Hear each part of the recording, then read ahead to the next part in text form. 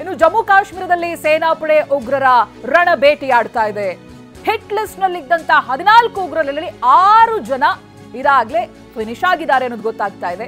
ಸೇನೆಯಿಂದ ಸ್ವಚ್ಛ ಭಯೋತ್ಪಾದನೆ ಕಾರ್ಯಾಚರಣೆ ಮುಂದುವರೆದಿದೆ. ಯಾವಾಗ ಈ ಪೆಹಲ್ಗಾಮ್ ಅಟ್ಯಾಕ್ ಆಯ್ತಲ್ಲ, ಅವಾಗ ಈ ಉಗ್ರರ ಲಿಸ್ಟ್ ಅನ್ನ ಮಾಡಲಾಗಿತ್ತು. ಯಾರ್ಯಾರಿದ್ದಾರೆ ಇಂಥ ಲಿಸ್ಟ್ ನಲ್ಲಿ 14 ಹಿಟ್ ಲಿಸ್ಟ್ ಏನಿತ್ತು, ಅದರಲ್ಲಿ 6 ಜನ ಉಗ್ರರು ಫಿನಿಶ್ ಆಗಿದ್ದಾರೆ. ಸ್ವಚ್ಛ ಭಯೋತ್ಪಾದನೆ ಇನ್ನೂ ಕೂಡ ಮುಂದುವರೆದಿದೆ. ಉಗ್ರರನ್ನ ಸೆರೆ ಬಡಿತಾ ಇದೆ ಭಾರತೀಯ ಸೇನೆ.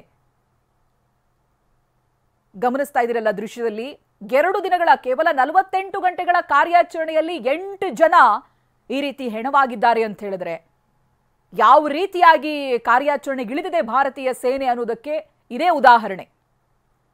ಬೇರೆ ಬೇರೆ ಭಾಗಗಳಲ್ಲಿ, ಕಣಿವೆ ಪ್ರದೇಶಗಳಲ್ಲಿ, ಕಾಡುಗಳಲ್ಲಿ, ಬೆಟ್ಟ ಗುಡ್ಡಗಳಲ್ಲಿ ಅಡಗಿ ಕುಳಿತವರನ್ನ ಹುಡುಕಿ ಹೊಡೆಯಲಾಗ್ತಾ ಇದೆ.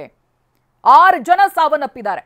ರೀ, ಇನ್ಮೇಲೆ ಮನೆ ಕೆಲ್ಸಕ್ಕೆ ಹೆಲ್ಪ್ ಮಾಡ್ಬೇಕು ನೀವು. ಯಾಕೆ ನಿಂಗೆ ಎಲ್ಲರ ಕೆಲಸ ಸಿಗ್ತಾ? ಕೆಲ್ಸನ ನೋವೇ, ನಾನೇ ಬಾಸ್ ಆಗ್ತೀನಿ. ಬಾಸ್? ಅದೇಗೆ? Boss will be the boss.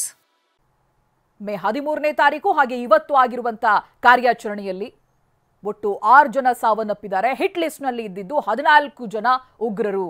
ಅದರಲ್ಲಿ ಲಷ್ಕರ್ ಎ ತೊಯ್ಬಾ ಸಂಘಟನೆಗೆ ಸೇರಿರುವಂತ ಉಗ್ರರು ಇದ್ದಾರೆ, ಜೈಷ್ ಎ ಮೊಹಮ್ಮದ್ ಸಂಘಟನೆಗೆ ಸೇರಿರುವಂತವರು ಇದ್ದಾರೆ. ಉಗ್ರ ಚಟುವಟಿಕೆಯನ್ನ ನಡೆಸ್ತಾ ಇದ್ದಂತ ಉಗ್ರರ ಉಸಿರನ್ನ ನಿಲ್ಲಿಸಿದೆ ಭಾರತೀಯ ಸೇನೆ. ನೆಲದ ಮೇಲೆ ಹೆಣವಾಗಿ ಮಲಗಿದ್ದಾರೆ, ರುಂಡ ಚೆಂಡಾಡಿದೆ. ಇರುವವರೆಗೂ ಕೂಡ ಗುಹೆಯಲ್ಲಿ ಕುಳಿತು ಭಯೋತ್ಪಾದನಾ ಚಟುವಟಿಕೆಗಳಲ್ಲಿ ತಮ್ಮನ್ನು ತಾವು ತೊಡಗಿಸಿಕೊಂಡಂತ ಉಗ್ರರು ಬೆಳಗ್ಗೆ ಆಗ್ತಾ ಇದ್ದ ಹಾಗೆ ಹೆಣವಾಗಿದ್ದಾರೆ. ಇನ್ನೊಂದಷ್ಟು ಜನ ಇಂಥದ್ದೇ ಚಟುವಟಿಕೆಗಳನ್ನ ಮಾಡ್ತಾ ಇದ್ದಾರೆ ಅನ್ನೋದು ಭಾರತೀಯ ಸೇನೆಗೆ ಮಾಹಿತಿ ಸಿಕ್ಕಿದೆ. ಅವರುಗಳ ಬೇಟೆ ಕೂಡ ಮುಂದುವರೆದಿದೆ.